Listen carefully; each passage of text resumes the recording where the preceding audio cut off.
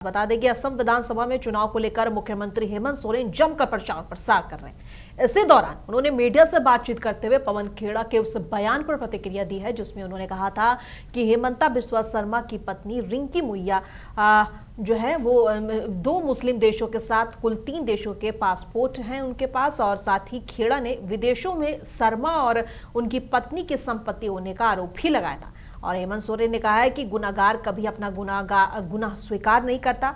ये जांच का विषय है और इस पर जांच होनी चाहिए। देखिए, चुनाव में लड़ा हूं, डेफिनेटली लोग ग्राउंड में हैं और ये सारी चीजें ग्राउंड से ही आपको बहुत बेहतर पता चलेगा देश का रिजल्ट किस तरफ होगा, कैसा होगा। हम लोग अपना जितना काम था वो हम लोगों ने किया। वोट में चोरी करो, वोट में डाका डालो, वोट मैनिपुलेट करो, वोटर को मैनिपुलेट करो, उनके कई पैरामीटर्स हैं दावा करने का। हमारा पैरामीटर जनता के था। गुनहगार कभी अपना गुनाह थोड़ी स्वीकार करता है। ये तो जांच का विषय है। ये तो जो जांच करेंगे वो बताएंगे। और असम विधानसभा चुनाव को लेकर झारखंड के मुख्यमंत्री हेमंत सोरेन ने एक पोस्ट किया है जिसमें उन्होंने कहा कि असम की क्रांतिकारी धरती ने कभी झुकना नहीं सीखा। उन्होंने कहा कि प्रधानमंत्री जी का कार्यक्रम बताकर आज मुझे प्रचार के लिए जाने नहीं दिया गया। उन्होंने आगे सवाल पूछा क्या लोकतंत्र अब कार्यक्रमों की आड़ में बंद किया जाएगा। उन्होंने कहा कि ये सब कैसे हो रहा है, संवैधानिक संस्थाओं का खुलेआम दुरुपयोग किए जा रहे हैं, एजेंसियों को हथियार बनाया जा रहा है, ऐसे कार्यों को अंजाम दिया जा रहा है। बाद में हेमंत सोरेन ने मोबाइल से रैली को संबोधित किया और इसका वीडियो भी उन्होंने अपने पोस्ट में डाला। और बता दें कि रोंगो नदी विधानसभा मंच पर मौजूद मंत्री हफीजुल हसन अंसारी ने मोबाइल से सीएम को जनता के साथ जोड़ा। इस दौरान सीएम ने विपक्षी पार्टियों पर जमकर निशाना साधा। स्पीकर आपको टेलीफोनिक बात करेंगे क्योंकि यहाँ की सरकार ने उनको हेलीकॉप्टर उड़ने का आदेश नहीं दिया। अब आपके बीच हमारे मुख्यमंत्री हेमंत सोरेन जिंदाबाद, जिंदाबाद जिंदाबाद, हेमंत सोरेन जिंदाबाद, जिंदाबाद जिंदाबाद। हमारे माताएं, बहनें, नौजवान साथी, बड़े बुजुर्ग, आप सभी का मैं हार्दिक अभिनंदन करते हुए हमारे मंच पर उपस्थित सभी गण्यमान्य अतिथि का मैं स्वागत करता हूं और आप सभी लोगों को जोहार करता हूं। देखिए, अभी हम लोग रोंगो नदी विधानसभा क्षेत्र के चुनाव प्रचार प्रसार में नहीं पहुंच पाए।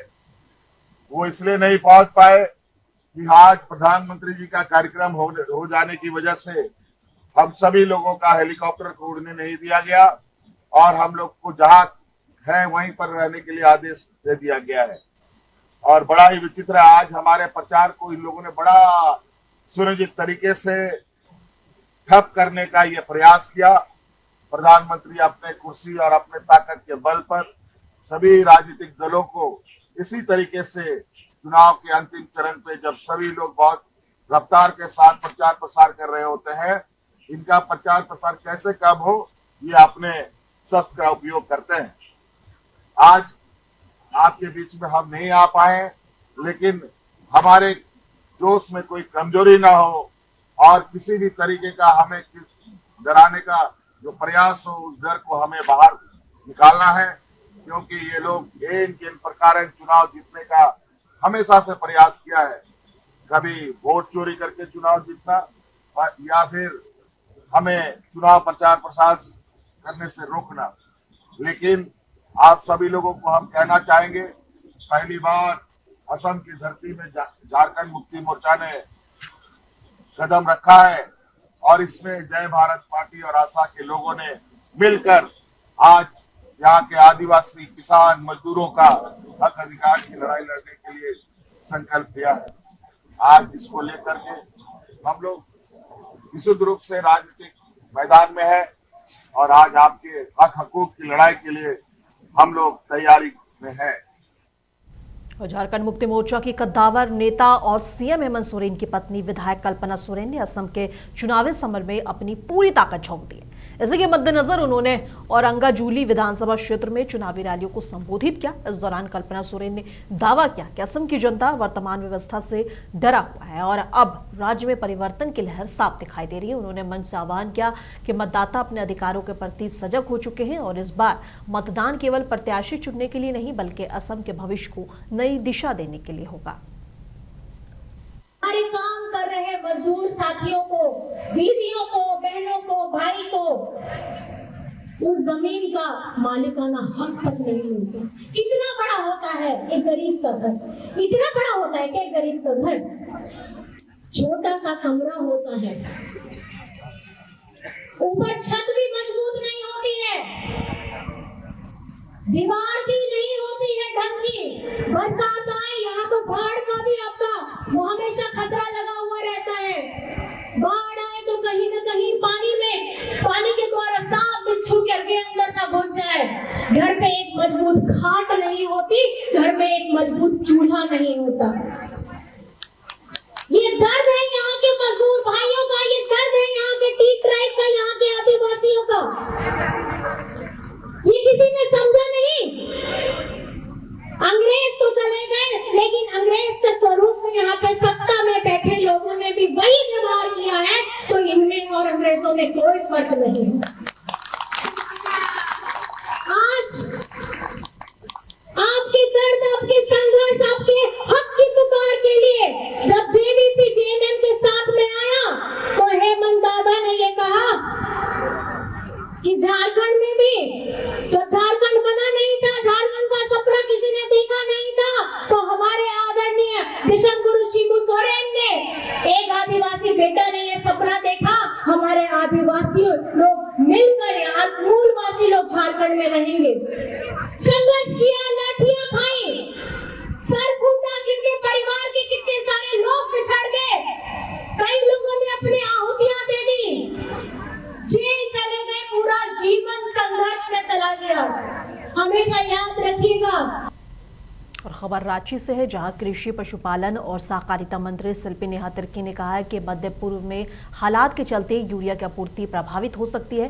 केंद्र सरकार को अभी से ठोस योजना बनाकर किसानों को पर्याप्त यूरिया उपलब्ध कराना चाहिए। उन्होंने किसान क्रेडिट कार्ड लोन समय पर देने और ग्रामीण विकास योजना को तय समय पर पूरा करने पर भी जोर दिया है। मंत्री ने कहा है कि किसानों के हित और योजनाओं के सही क्रियान्वयन के लिए सरकार लगातार काम कर रही है।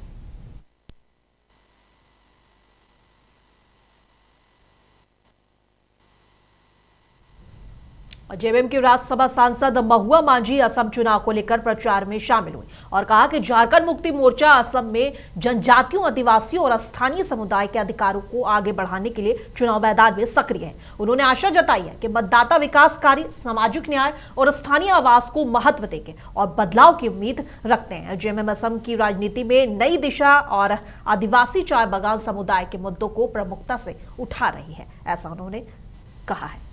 देखिए, जेएमएम का मेन मकसद है वहाँ के आदिवासियों को न्याय दिलाना, क्योंकि अंग्रेजों के समय में उन्हें झारखंड से, और उस समय तो बृहद झारखंड की बात होती थी, तो बिहार बॉर्डर, उड़ीसा बॉर्डर, फिर बंगाल बॉर्डर, जो झारखंड से सटे हुए इलाके हैं, वहाँ से बहुत सारे मजदूर वहाँ गए। महिलाओं को खासतौर पर ले जाया गया चाय के बागानों को डेवलप करने के लिए, और तब से लेकर वो असम की इकोनॉमी में उनका बहुत बड़ा रोल है, लेकिन उन्हें उनका हक अधिकार नहीं दिया जा रहा है। अभी भी उनको मिनिमम वेजेस नहीं मिलता है, न्यूनतम मजदूरी नहीं मिलती है, 250 रुपए तक ही मिलता है।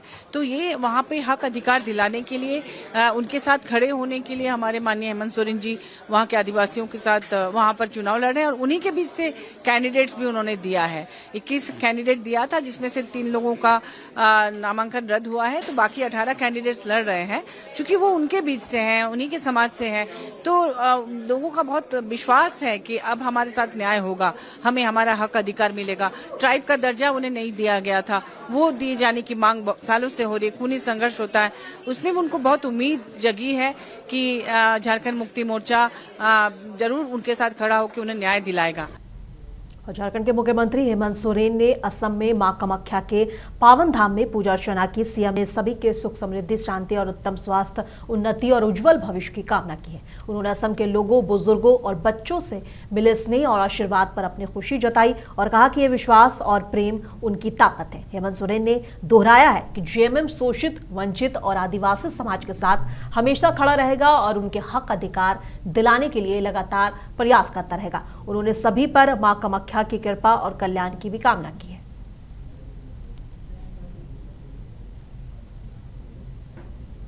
अब बंगाल चुनाव के लिए कांग्रेस ने झारखंड के स्वास्थ्य मंत्री डॉक्टर इरफान अंसारी को स्टार प्रचारक बनाया है और पश्चिम बंगाल चुनाव 2026 के पहले चरण के लिए कांग्रेस ने स्टार प्रचारकों की सूची जारी कर दी है, जिसमें मल्लिकार्जुन खड़गे और गांधी परिवार समेत 40 दिग्गज के नाम शामिल हैं। इसमें इरफान अंसारी का नाम भी मौजूद है। इसके लिए इरफान अंसारी ने सोशल मीडिया पर पोस्ट कर धन्यवाद कहा है और पश्चिम बंगाल विधानसभा चुनाव में स्टार प्रचारक बनने के लिए कांग्रेस के शीर्ष नेतृत्व का आभार व्यक्त करते हुए नेता ने कहा कि ये उनके लिए गर्व के साथ साथ एक बड़ी जिम्मेदारी भी है। उन्होंने भरोसा जताया कि वो इसे पूरी निष्ठा और समर्पण के साथ निभाएंगे।